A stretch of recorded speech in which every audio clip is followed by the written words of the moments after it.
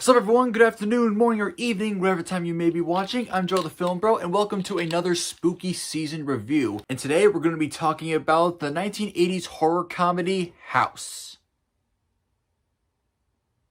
Let's get this over with. So House tells the story of Vietnam vet and horror writer Roger Cobb, who, after the loss of his aunt, decides to move into the house that she lived in the hopes of really cracking down on his writing and telling a really good story, because a lot of the stories that he has written before tell stories of his experiences that have to do with Vietnam. And of course, the fans don't want to see that. They want to see real horror stories, real entertaining horror stories. Kind of reminds me of modern day filmgoers now that I think about it. And long before he moved into this house, his aunt would always tell him that the house was haunted. And the more he lives there, the more he begins to realize that maybe she was telling the truth. Alright, so let's talk about what I liked about this movie first. First of all, William Kent, I believe that's his name, who plays Roger Cobb, I thought did a good job in the movie. I mean, for what he was given, he did a good job playing a soldier who was at Vietnam going through PTSD and is also a down on his luck writer. He just had these likable vibes and this down-to-earth personality that just kind of made him relatable a little bit. Also, the first act does a really good job at reeling you in. It has a really good setup. It does a really good job at establishing its characters, where they are, the relationships with other people. Also, this first third kind of has this meta commentary about how a lot of mainstream audiences, at least when it comes to horror, just want like the straightforward scary stuff. They want the ghosts, they want the serial killers, they want what every horror story has done before. So when Cobb tries to write these horror stories that have to do with Vietnam, I feel like that's him trying to tell his audience, this is what real horror actually feels like. Yeah, because, you know, Vietnam being the shit show that it was. That would definitely qualify as some horror right there. But that commentary and all the setup in the first third, I'm going to talk about how that fails later on. Also, when the house starts to show off to Cobb just how haunted it actually is, the movie gets kind of fun. It's just about the house just going insane and crazy, and we get all the ghosts and creatures and monsters that show up, and I really appreciate the makeup, the designs. I give props to the special effects team for this movie. It looked like they were having a lot of fun with this. But sadly, this movie just doesn't know what it wants to be. That's the biggest fault with this movie. It brings in all these different ideas, a lot of really creative and interesting ideas that could have been done really well in a movie like this. But when it throws all this at you at once in a very sloppy way, the movie just becomes unfocused and develops this identity crisis. Because like I said, this movie markets itself as both a horror and a comedy. Now that's not to say that horror and comedy can never mix. That's been done before. Sam Raimi did with Evil Dead 2, and Jordan Peele did it masterfully with Get Out,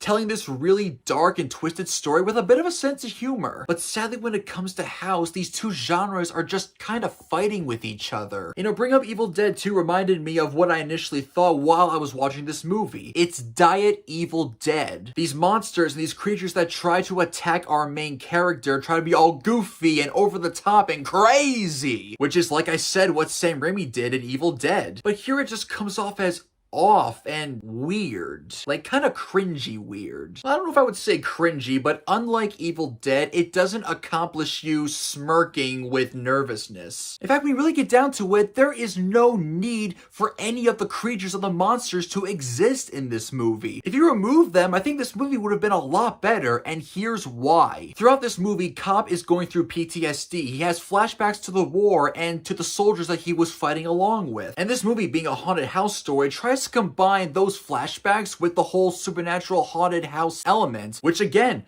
could have made for a really, really great idea. I mean, this movie could have had the whole house being haunted thing and having those Vietnam flashbacks, and that would have been a really interesting way to keep your audience intrigued. Because when these flashbacks happen, when Cobb is in the house, you could have your audience try to think, are these PTSD flashbacks just in his head, or is the house causing all of this? It could have made for such a great idea! A great way to intrigue your audience. But nope, we gotta throw in all the monsters and the creatures and all that.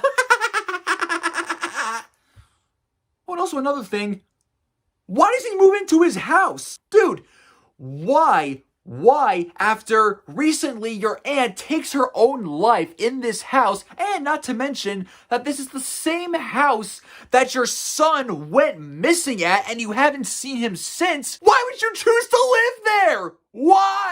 Why? Hey, speaking of which, the son thing. Man, I almost forgot about that while I'm filming this. Cobb's son, who's gotta be no older than 10, went missing at this house. Been missing for years, hasn't seen him since. And like I said, he still chooses to live there. Why? It just doesn't, it doesn't make sense. My fellow Star Avengers recommended this movie to me, and by the end of it, I was just thinking to myself, really? They're recommending this to me? I mean, don't get me wrong, we recommend bad movies to each other probably a lot more than we should, but this? I was just so confused. So, I got to talking with them after the movie, and we came to a realization. Well, actually, I came to a realization. I watched the wrong version! Apparently, this movie is an American remake of a foreign film. So I wasted an hour and a half of my time for no reason!